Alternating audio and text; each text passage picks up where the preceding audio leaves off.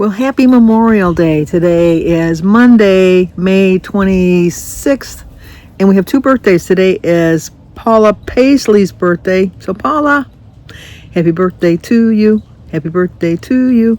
Happy birthday, dear Paula. Happy birthday to you. Cha-cha-cha. It's also Susie Schofield's birthday. Happy birthday to you. Happy birthday to you. Happy birthday, dear Susie. Happy birthday to you. Cha-cha-cha. Well, I hope you both have a great, great birthday. It's not really warm, but I'm outside. It is 67 degrees right now. So it's not as warm as I would like it, but I'm tired of being cooped up in the house. I had to get outside. I just had to get outside. We don't have any plans for today. I took some chicken out of the freezer. We're going to barbecue the chicken.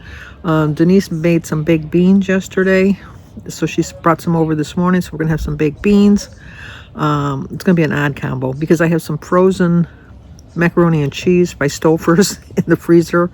I was going to make potato salad, but I just don't feel like cooking. So we're going to have the macaroni salad and the baked beans from Denise. Jim's going to barbecue the chicken. I bought him a thermometer, so now we know how I can make sure my chicken is cooked because he tests it with the thermometer to make sure it's done. And then I think we have some potato skins in the freezer too, so I might make some potato skins with some sour cream on it. And then I'm going to have a glass of lemonade with it, and then I have some watermelon for dessert. So that's my big plans for today. But today was my weigh-in day, so let me show you how I did.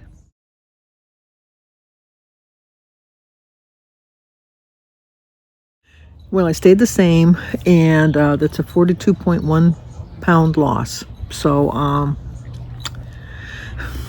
don't know. I was hoping I was going to lose at least a pound, but I'm happy that I at least stayed the same and didn't gain any weight.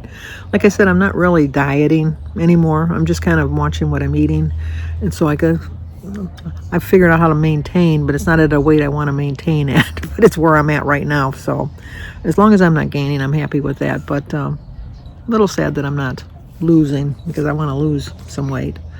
But this is the book I am going to start. I've told you that I was going to read this book before, and I never really started it. And I like to read outside, but it hasn't been. The weather has not been cooperating. But today, it is a little chilly. I don't know that I'll be sitting out here that long, but I had to get some sun. The sun is working its way over this way, so it'll be good, pretty good. But yeah, that's my plan for today. So here, let me show you the book.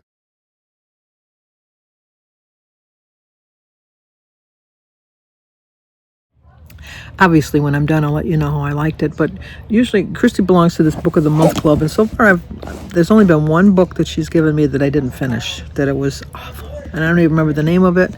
It was so bad.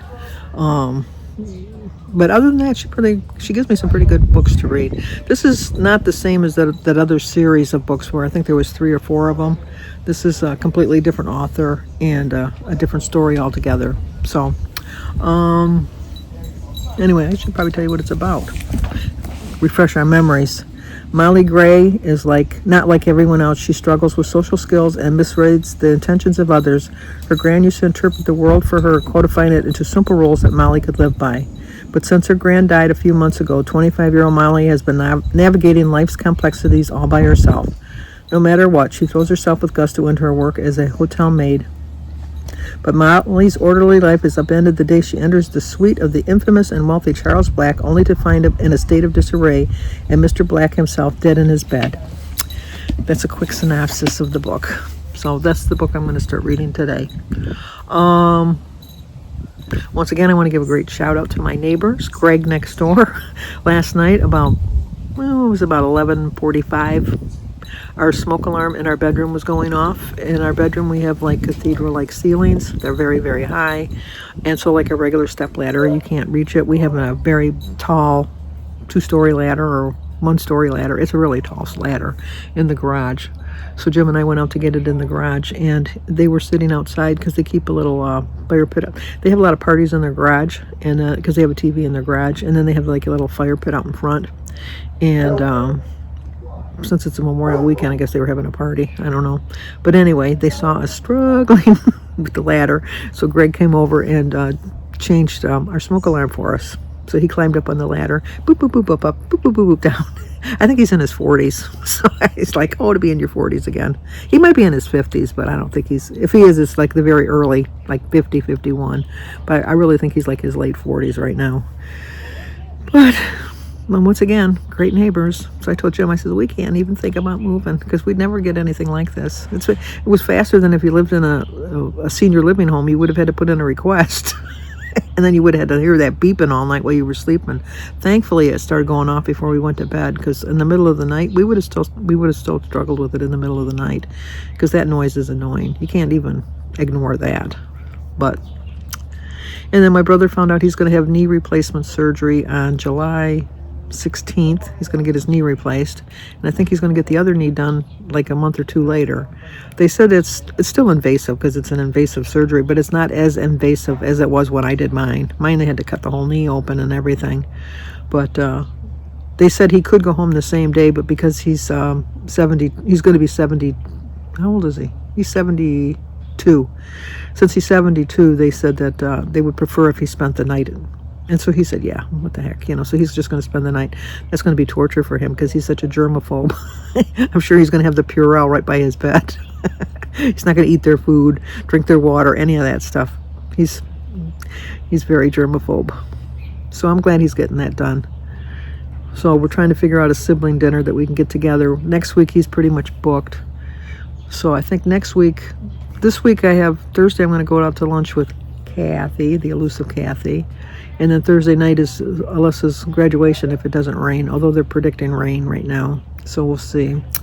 And then next week we're going to go to my sister-in-law Diane's for lunch. We go to her house.